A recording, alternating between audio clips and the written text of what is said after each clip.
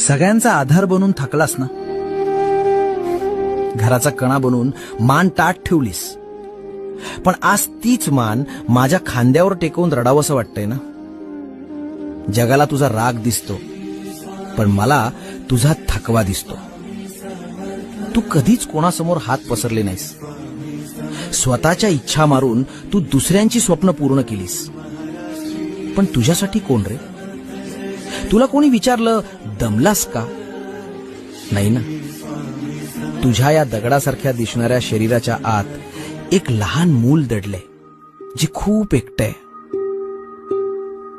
आज तो मुखवटा काढून टाक. खंबीर माणसालाही रडण्याचा अधिकार आहे. जगाचा भार वाहणारा तू असलास तरी तुझा भार वाहणारा मी आहे. शांत हो, भिवू नकोस. मी तुझ्या पाठीशी आहे.